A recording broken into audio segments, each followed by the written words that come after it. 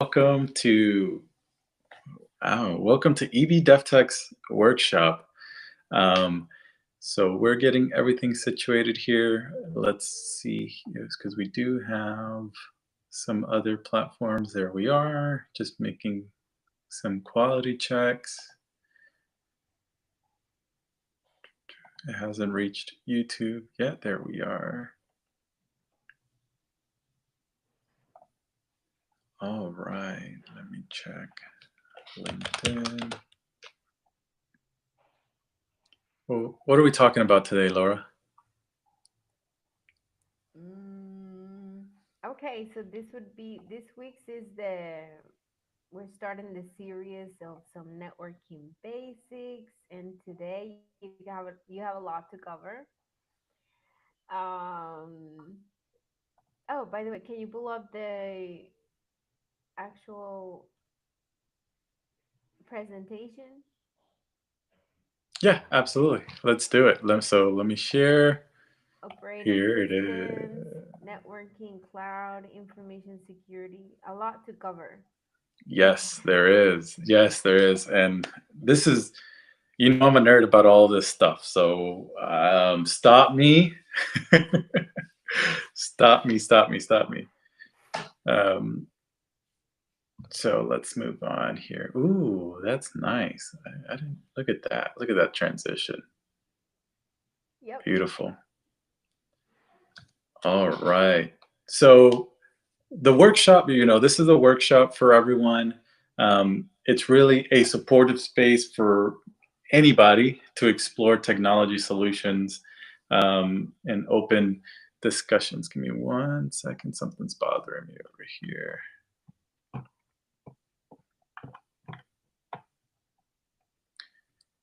So, let's see here. There we go. So we're here to create an open and welcoming space where anyone can bring their tech challenges, their questions, concerns, or ideas. So whether you're solving a problem, exploring new possibilities, or just need guidance, this is your chance to collaborate with us and find a practical solution tailored to your needs, right? So we'll ask you some questions back and forth and kind of just go from there. Um, so this time is for you. So from 11:30 to 12:30, we've dedicated this time for you, the audience, whoever you may be, whoever's watching. You have any technical questions, things like that, just let us know. Um, we do have a topic at hand, and let me show you guys that. Um, but before that, let's talk about what we discussed last time. So last time we discussed hardware and why it matters. We looked at it from a macro level, like how is it important to your business, and what's the big picture. And then we talked about some minute details of microprocesses and how they're important in detail, understanding hardware and how it's critical for the business. And then we talked about some key concepts and some common misconceptions. And this time, we're going to dive a little bit deeper on the same type of infrastructure. Um, but we're going to talk about operating systems, the basics of networking, cloud computing. We'll talk a little bit about information security, um, business software and databases, and these are going to be very general, very specific.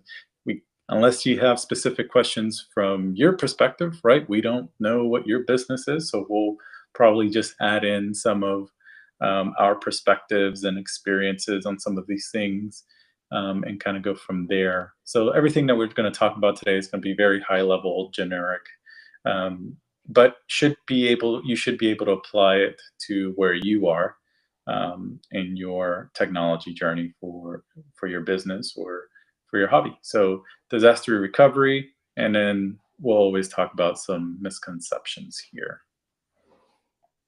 Okay. I really like that. I just want to look at that. Womp, Right? womp. I wanted to just point out also that last week continue along with this series, we're gonna be looking into all of the knowledge that you are. I'm actually learning a lot, and you've taught me a lot already with all of these concepts that big, small business and medium business need in their structure. And we're gonna go very, very high level on automation. So I can't wait for that. But for now, let's just stick to the basics. This will be very, very good for a lot of people in this journey. Yeah, absolutely. And so operating systems, right?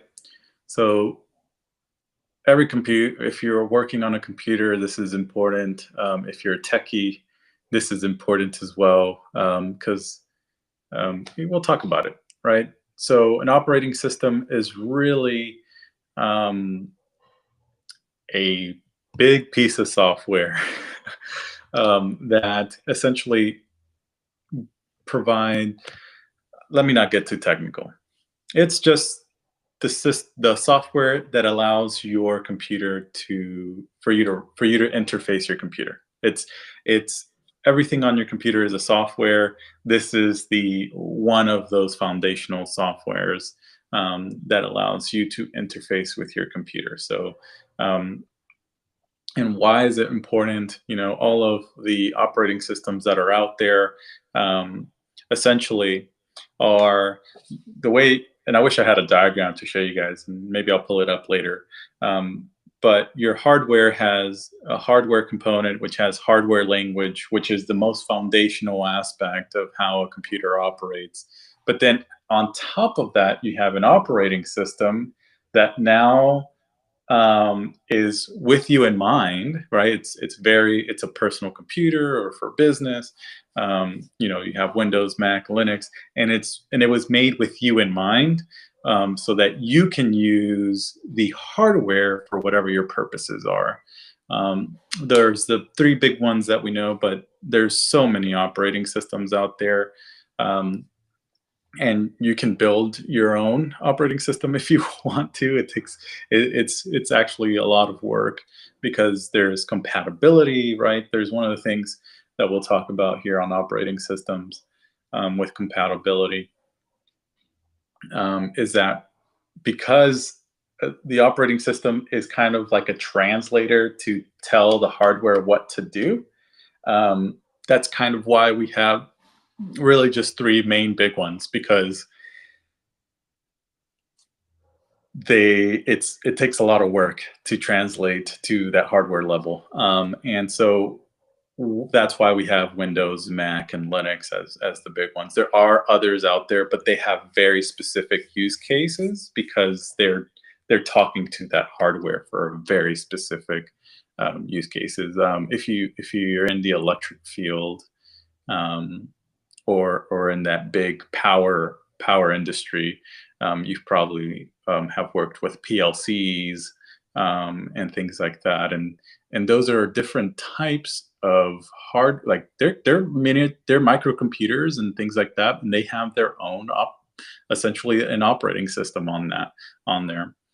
Um, and so that's with I don't want to confuse everybody. It's just I can nerd out of there's operating systems is just so vast. So it could be so big because it's such a foundational aspect that if something's not working the way you want it, well then you got to either make your own operating system or you have to adjust one of these operating systems or customize these operating systems to be able to work the way you're trying to make that hardware work. And so that's why there's that hardware language that your computer, the components speak to each other, right? The processor, the RAM, the storage that we talked about last time.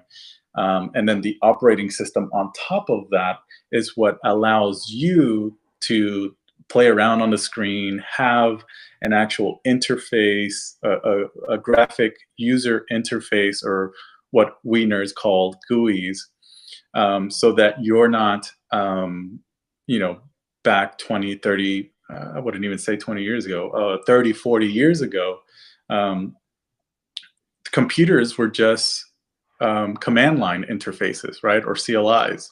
And it would just be text on the screen, and you would provide text, and it would do the computations and then provide that to you. And then came Mac and Windows, and they created that GUI or graphical interface, so that now you have the pretty screen, and now you have a mouse, and you can now use the mouse to um, interface with things on the screen and click buttons and click on icons and things like that.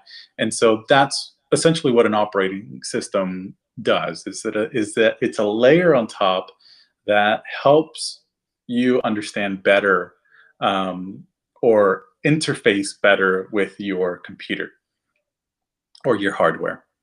And it takes some talent, right? Making things look pretty takes talent. It creative talent, and then there's also some technical pieces around that, like how does a screen, how do you show this arrow to show left on this side of the screen with the blue icon, and then how do you make it show on the right? So there's some technical aspects of there that come into play. But anyways, not to go dive deep into that.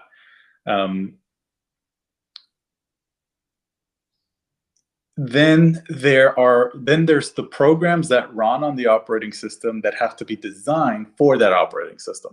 So that's why there's a difference between having a program on Windows, which are .exes or executables, and then there's programs or .apps on Mac OS, which are applications or scripts or things like that.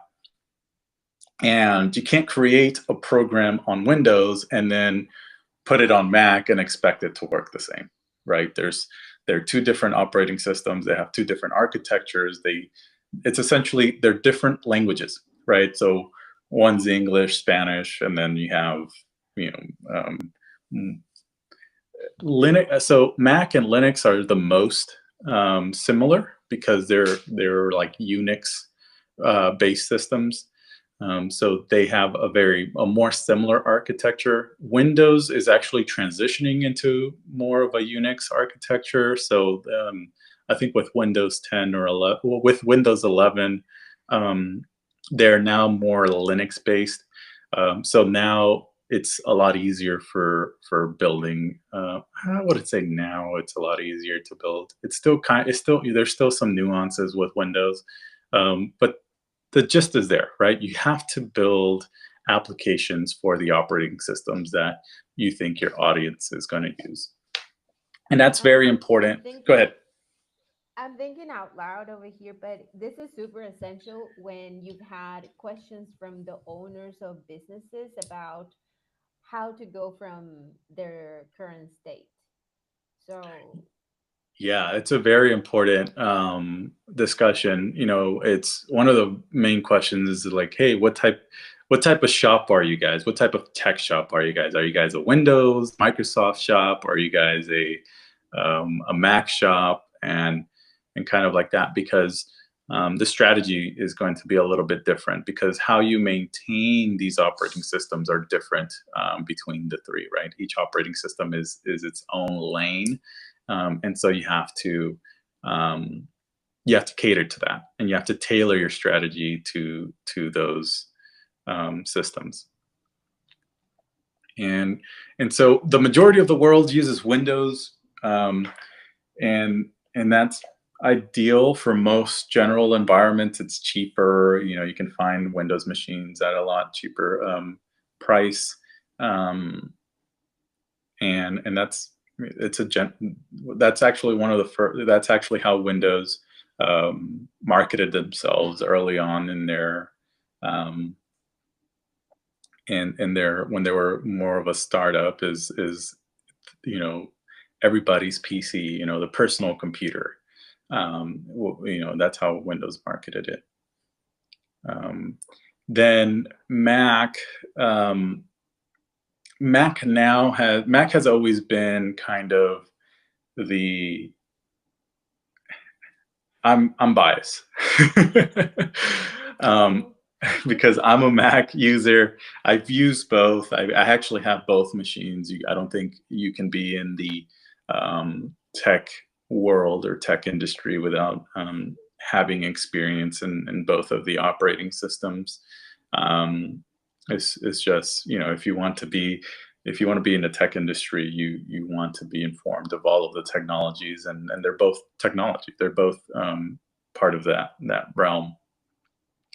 And so you have to be able to explore both. You can't just I mean, you can just be siloed to one and not care about the other, and you're going to be really for the most part, you're going to be fine, right? If you're strictly a Windows shop and you completely have a brick wall uh, for anything Apple. But you know, you got to know what's going on in the world. You know, like who wasn't affected with the, what was it called, the CrowdStrike? You know, the whole CrowdStrike event that happened recently. It only affected Windows, right? It didn't affect Mac. It didn't affect Linux. Um, so those are just things that you have to look into. For the longest time, Mac had one of those stereotypes of, oh, get a Mac because it's the most secure. You won't get any viruses and things like that. And that was why we wanted, you know, for the most part, a lot of folks wanted the most secure system, and they would use Mac because it had the most secure architecture, and they had the most control. And the reason behind that is that there's Mac Windows is highly customizable. You can pretty much do whatever you want to the operating system as an administrator, because it's your machine. You can do what you want, and it's highly customizable. And because there is a lot of people that use it and play around with it, they find a lot of things and a lot of loopholes. Mac is a little bit more controlled, right? There's a lot more control. Although you can, you know, modify a lot of things on the system and things like that.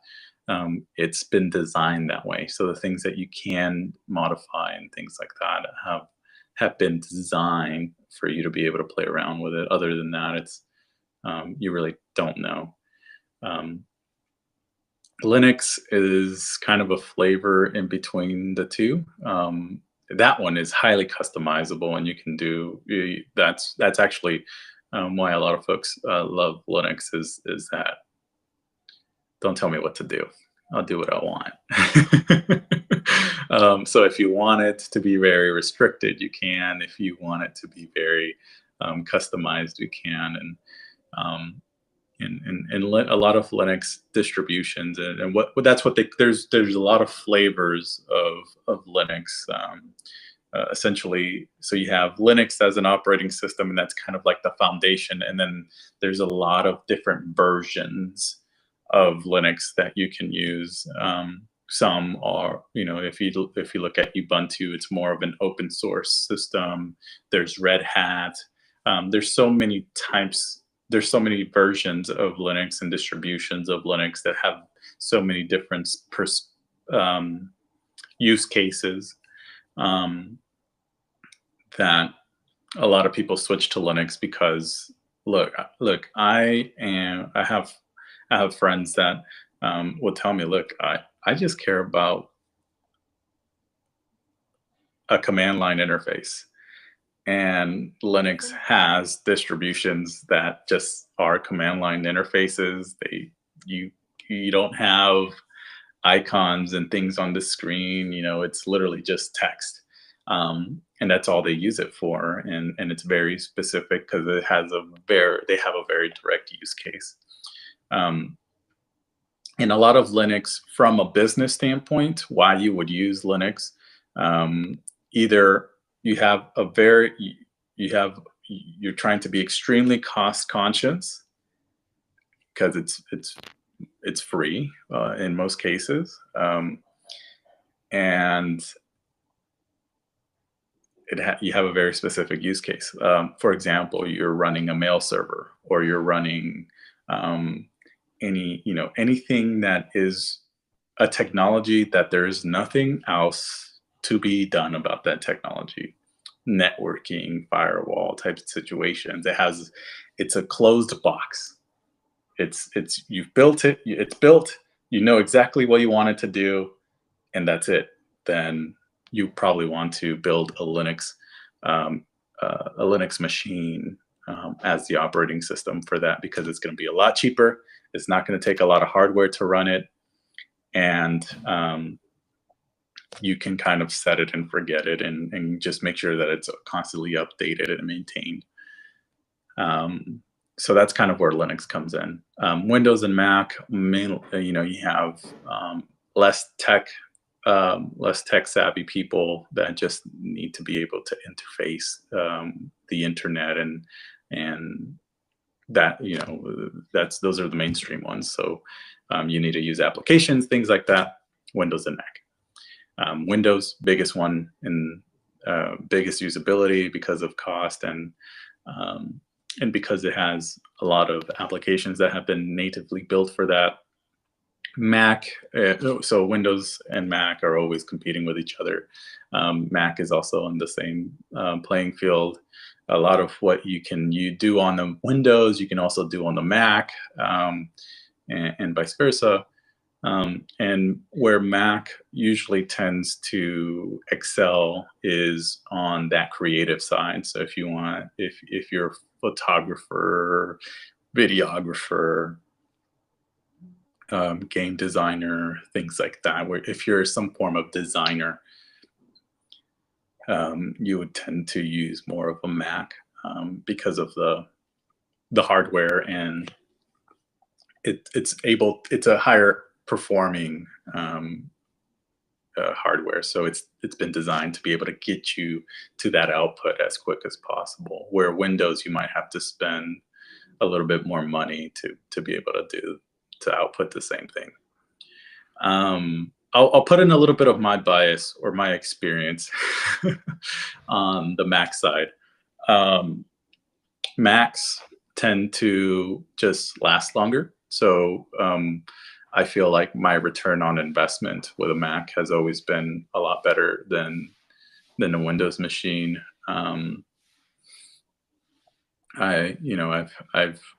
had both. I've had Windows machines always. I actually was a Windows geek at first before I switched over to Mac, because I grew up poor, so the Windows was a lot more of a better entryway for me, and I was a gamer, so that's kind of where I started with Windows, and then from the Mac side. It's actually when I started working at one of my first jobs. They were a Mac shop, and that's actually when I started to fall more in love with Mac and how it works and how simple it is, and how sleek it is. And I'm all about simplicity. It's funny because one of my managers calls anything iOS Mac as a phone. Like for example, the phones, it's a phone made by Fisher Price, and it's true, right? iOS is extremely simple to use. It's made with you in mind, and I wouldn't mind adding that I am that user is just dummy proof. Okay. I don't mind saying it because it's just super well, I don't want to say the word, but I'll say it. It's just stupid proof. It's just super friendly to use. That's how I fell in love with it. I used Windows too, so I get it. It's awesome. I think any yeah, iOS user would get it. yeah, and I'm not someone that likes to spend too much. Honestly, if I could go back to a flip phone, I would. Is the only thing I wouldn't want to go back to is trying to type on a flip phone, because that took way too long. I like the modern keyboards on the phone now, um, but yeah. So yeah, right. So these are the three operating systems. Linux, in a business sense, you would most likely use it as a microservice. It has a very specific purpose. It would be if you're a Rick and Morty fan, you would catch this reference of pass the butter, right? That's you would build services on a Linux that are very specific to a cause, whether that's routing traffic, whether that's to if you build some form of code automation or some form of automation, you would probably want to run it on a Linux because it's going to be doing the same thing every time it runs. And Linux is just a lot cheaper to run than any of the other two, of course. And that's if you're running it for in scale. So if you're scaling that for the entire company and it has a couple Mhm. hundred or thousand requests, you would probably run that on a Linux.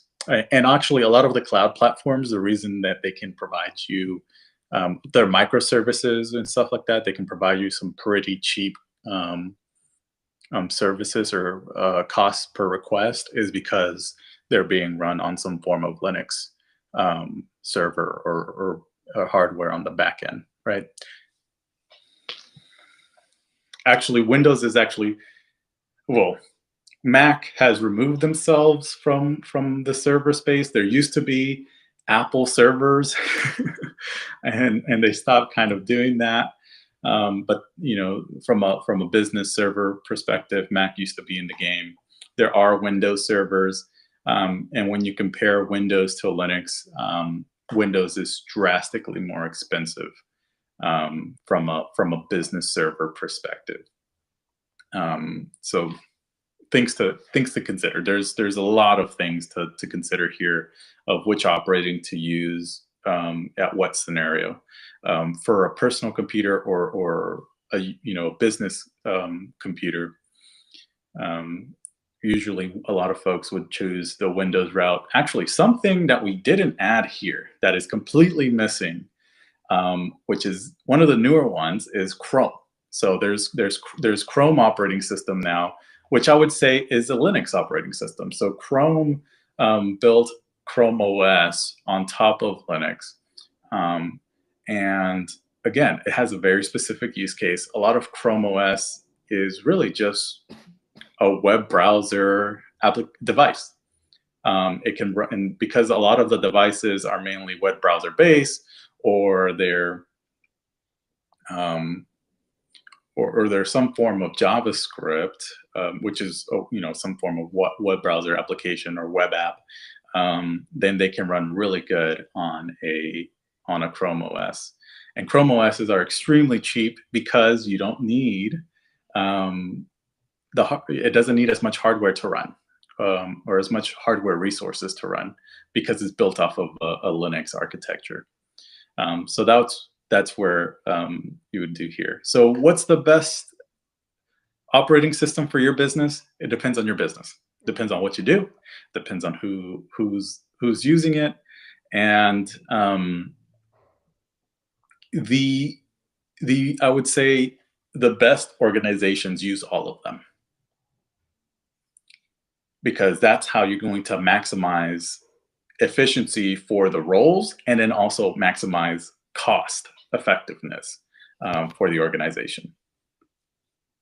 And essentially, the efficiency for the roles equals cost effectiveness, right? So it's really just a cost effective decision and strategy as to which operating system do you use. If you're in engineering or manufacturing engineering or AutoCAD, things like that, SolidWorks, Windows, and you would purchase those types of machines. If you're a marketing department that edits a lot of pictures and does a lot of video rendering and things like that, Mac OS. For the IT department and or maybe a system architect or nerd, just the nerds of the group, they might have Linux, or they might have a Mac OS and they'll run Linux on that machine. Now, if you just have people that are just accessing SaaS applications or web apps, then you just give them a Chrome OS because that's all they need, and you that's highly cost effective. It works well, and we go from there. So that's our guidance, right? Identify your key business activities. Then you have to consider that software compatibility, Autodesk, AutoCAD, SolidWorks, things like that. And then you have to understand how much money you got, also and then your team's capabilities using that technology. Do we have any questions? Let me see here.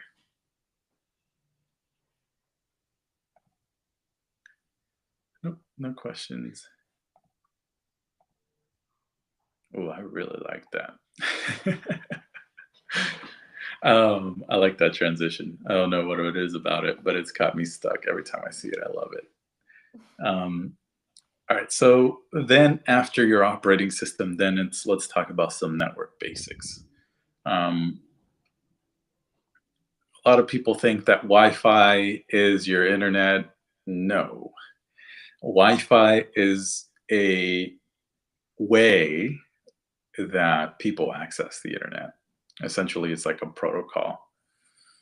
And it actually works as part of these key concepts here. But when you're setting up a Wi-Fi, want to make sure that it's a really strong password and that it's encrypted. We have WPA3 here encryption, but there's a lot of other methodologies as well. And well, for the most part, you'll just use the WPA3 encryption. If you're a business, actually, I would say this is just standard practice for any Wi-Fi Home. setup for any network, even at home, business, etc. Have a guest network and a business network, right? So if this is a home, you have a guest network and you have a home network, and um, and then from a real strategy perspective, what I would do is three complete um, networks. You have your guest network, you have your business network, and then you have your, I would call them like IoT devices, or what's another word for them? Yeah, I would say IoT devices, or miscellaneous devices, like if you have smart light bulbs or smart garage or anything smart, right? You want you want to connect them in their own networks so that you can, um, for security reasons, not only for security reasons, also so there's no um, congestion of that network either, right? So you have your guest network for people that are visiting you, that are completely isolated. Whatever they look at, it's out there.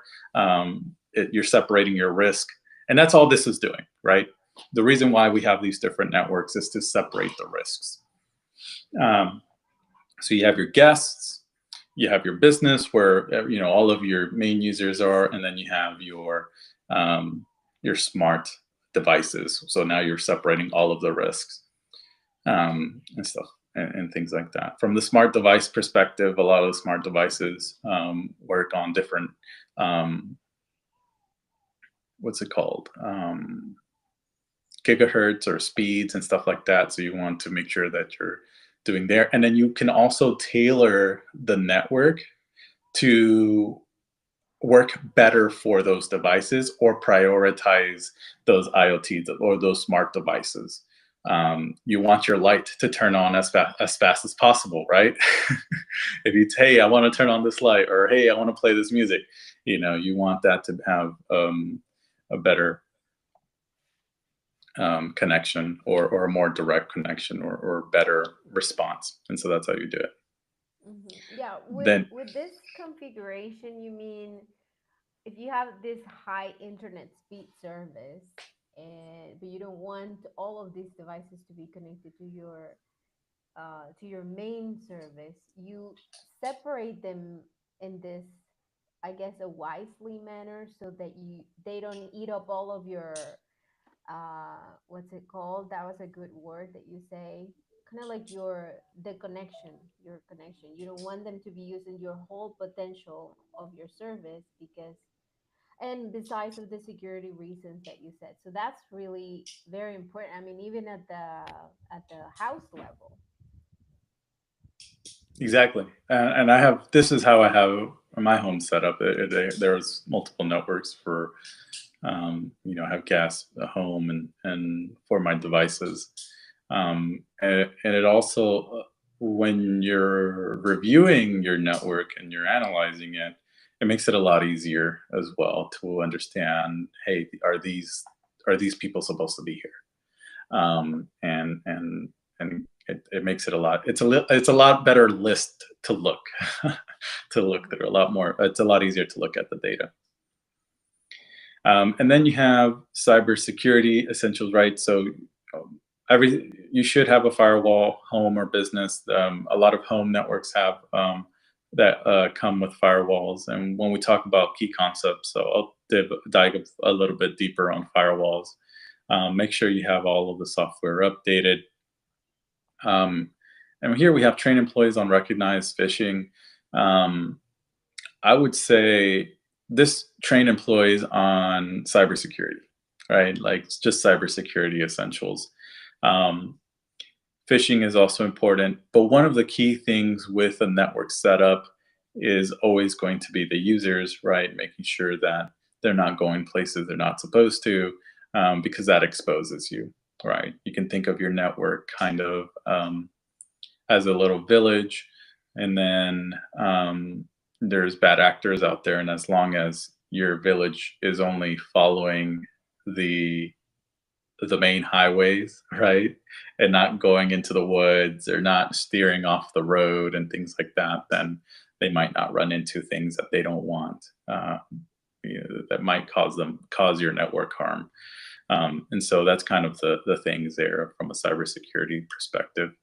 Firewalls help kind of provide some guardrails to making sure that they're staying on the right path. Um, but yeah, that's the user is always the most important thing from a cybersecurity perspective. So some key concepts, which probably everybody's has heard before, but maybe you haven't really gotten back to the definition in some time. We have the modem, which connects your network to the internet or for your internet service provider, um, aka your ISP, the AT&Ts of the world, Google, Verizon, things like that. Then you have the router. If you're in a home setup, these are a lot of your ISPs will give you an all-in-one device that have the modem and the router in the same device. So then the modem receives the information and then it provides it to the router to distribute the internet within the office or the location. And then a switch just expands the number of devices that can connect to that router. So essentially, it's just an expansion of the router at a physical level. Then you have your well, I would say it's your modem and then your firewall. So it would really be 1, 2, 3, 4. And we have a diagram in the next slide that shows this visually a lot better.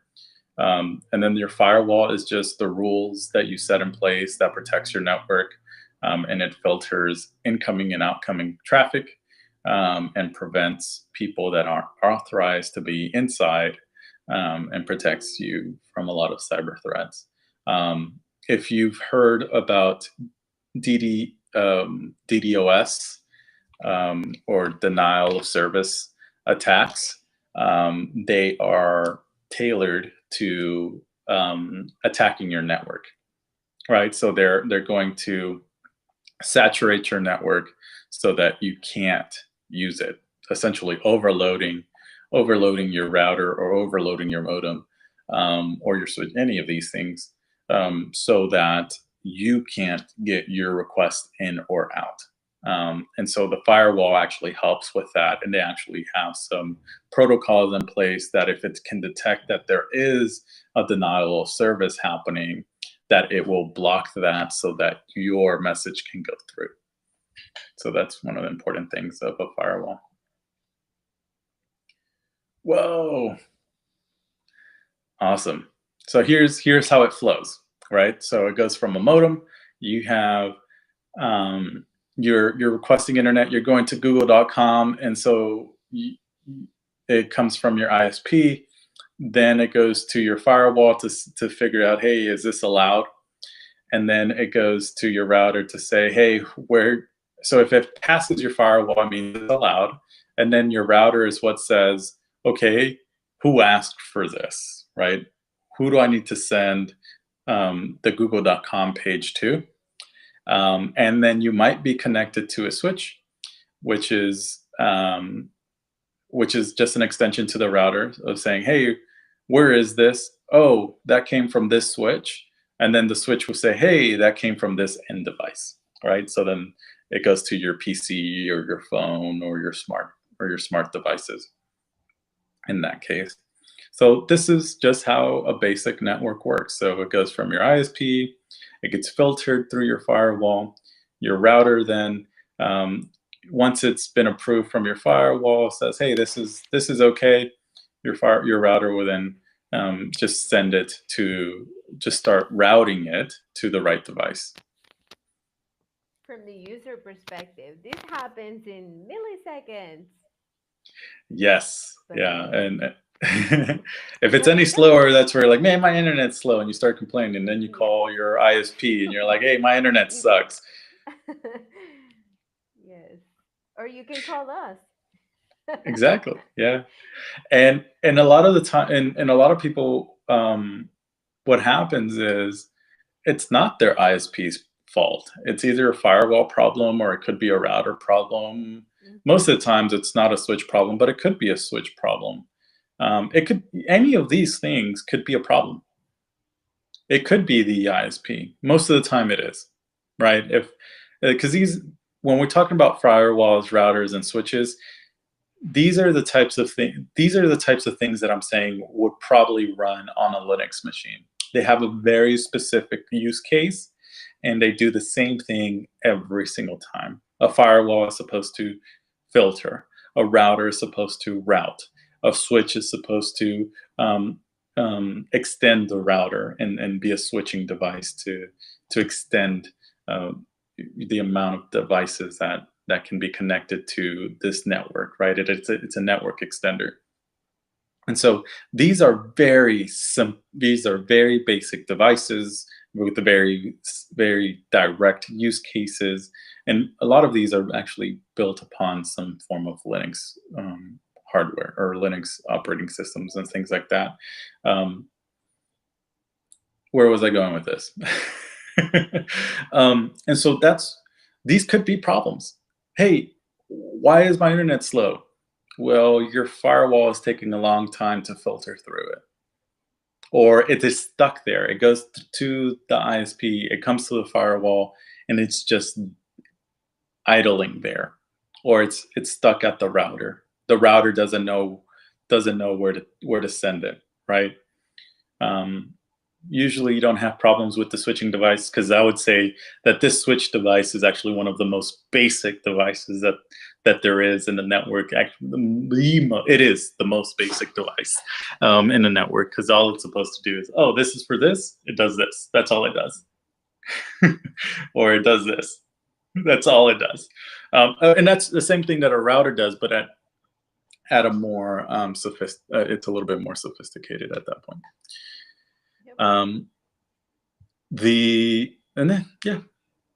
Any questions, Laura? Or are there any questions in the chat? Let's see here. Nothing. I just can't wait to go through the one of the most complicated terms I've happened to be learning right now, which is the cloud.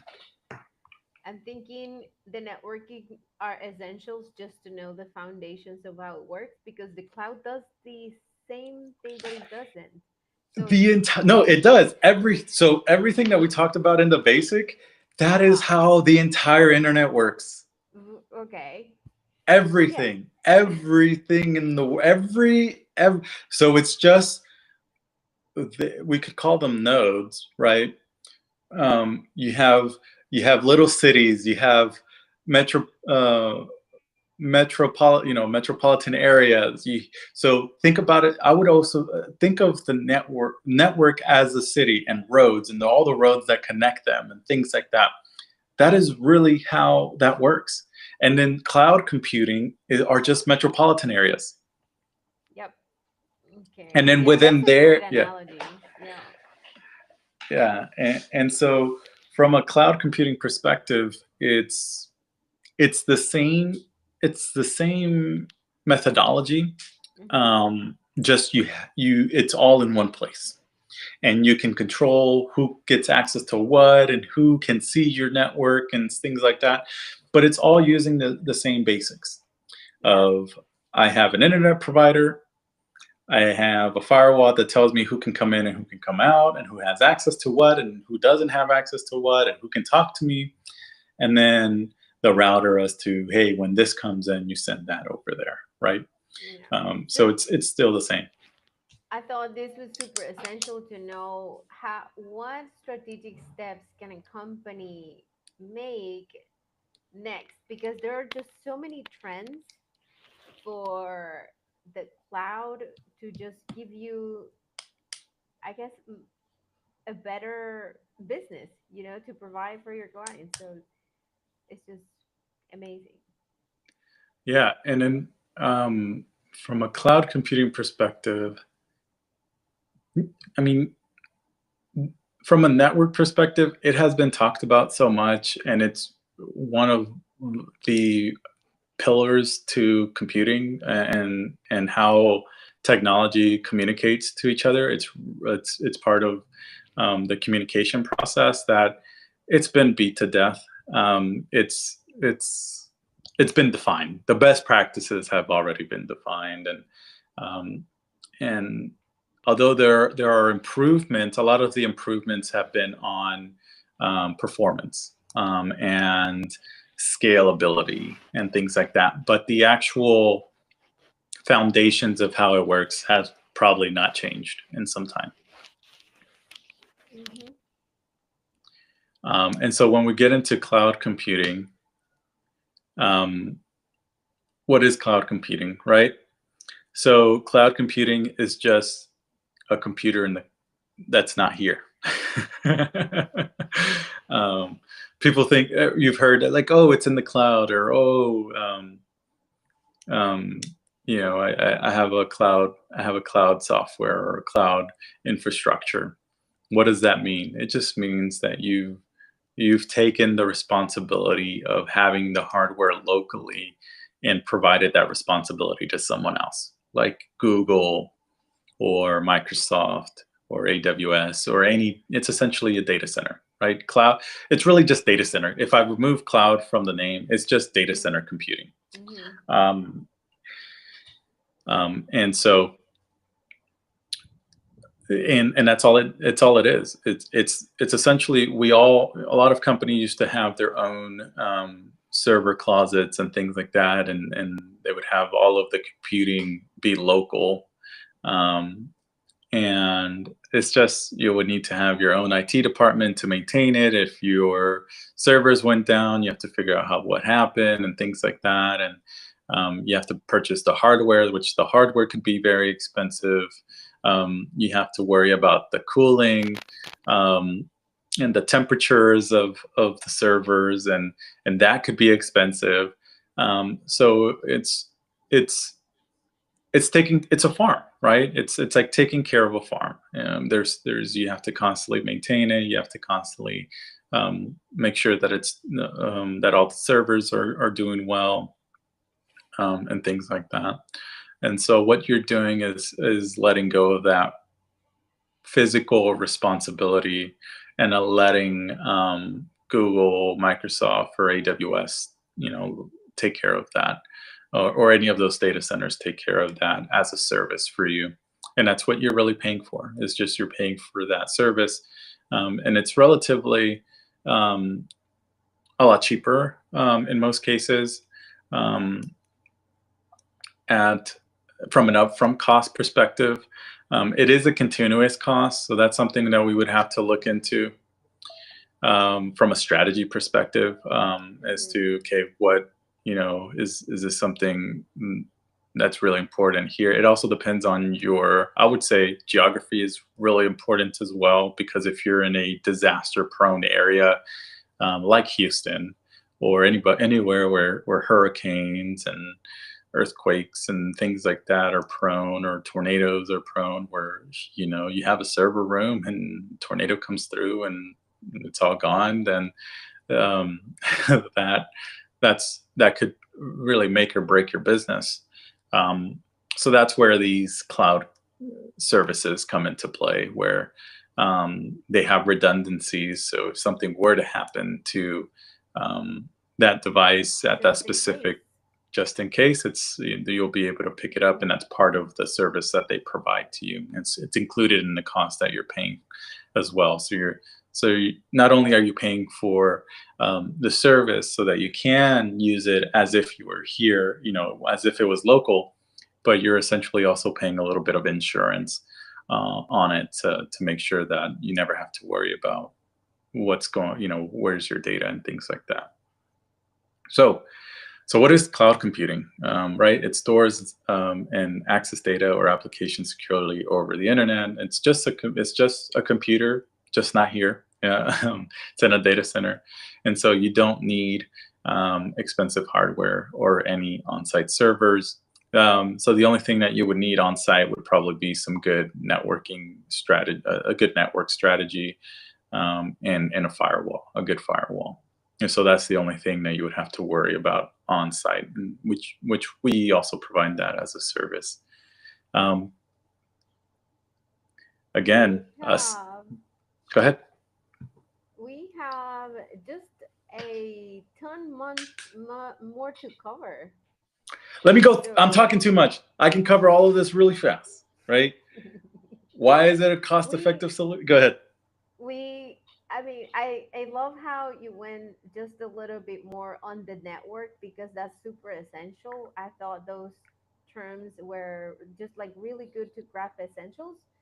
Uh, and oh, and I wanted to take also the opportunity to offer assistance on any type of cloud options because we do have that at DevTech too.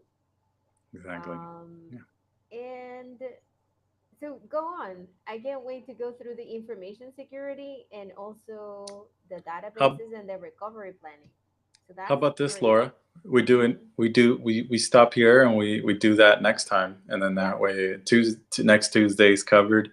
Um, so let me just wrap up cloud computing. So why would you do cloud computing? Essentially, um, you're getting rid of the responsibility on the hardware, right? You're still, and I want to go over a misconception here because it won't probably make sense when we go over it on Tuesday. Hmm. Um, just because you have cloud computing doesn't mean that it takes away um, some responsibility from you, Yep. right? Because you're still responsible of making sure that you provide the right access from a network perspective, because it's still networking, is still, you're going to have to manage two networks now, right? You're going to have to manage the local network, Local. and then you also have to manage the cloud network as well. And then you have to make a bridge connection to make sure that they can talk to each other, so that your local network or your business network can communicate to the cloud network. So you managing who has access to that. Now, from a work from anywhere perspective, right, of why it matters. Now, with remote work being really important and part of pretty much everybody's business strategy, is that if you have a remote worker, okay, well, now you have an external network that's trying to Hmm. connect to that cloud network. So that's where VPNs come into play, and a lot of virtual private networks come into play. Um, and so that's what allows you to be able to safely secure your cloud network, right? So you're still responsible for that cloud network and making sure that you have the right access, people have the Mm-hmm. right permissions, and that you don't have any outside folks getting in. So that's still one of the caveats to that. I Scalable. like I like the saving on the hardware, but doesn't mean that it's cheap. Yes, Super, yeah, super yeah, important. because exactly, a lot of people like, oh, I'm just going to switch to the cloud because I'm going to save a little money. I'll be honest, it's probably about the same. There's Mm, probably not about a lot of there is some savings there because you get a lot more from these cloud providers than a lot of the hardware that you would buy locally. You get a lot more insights. They give you reports of there's a lot more that you get from the cloud than just the hardware being somewhere else. You get a lot more services that's included. Um, but yeah, and the thing about cloud computing that is always going to be um, the differentiator between local having your own servers is the scalability for growth. So mm-hmm. a cloud, if you're local, you buy that hardware, you usually spend a lot more money because Mm-hmm. you're trying to, well, it depends on who's Build creating that strategy, but you're right. trying to make sure that, okay, I'm buying this now, but with the thought that in the next 3 to 5 years i'm gonna I'm gonna be able to still sustain the use case, right, and the use resources, and that it'll be able to sustain the the resource, the hardware resources. With the cloud, you don't have to worry about that. You can go out, you can scale out, or you can scale in as much as you want, and as you ebb and flow in your business environment. Okay. Okay. So I guess we can wrap it up and just continuing on encouraging our audience to call us on a 10-minute consultation and invite you to our webpage and read our blogs and be we're just trying to be informative of the decisions that you want to make for your own business and invite you to join us. So thank you so much, Eric. I learn a lot every day. Awesome. Thank you, Laura. And that's what this is all about. Where can they schedule the consultation call? Anytime. They can go to the webpage and just go, yeah, there's the link right there. And that would be Yeah. the very first thing that goes into the homepage at the very right top.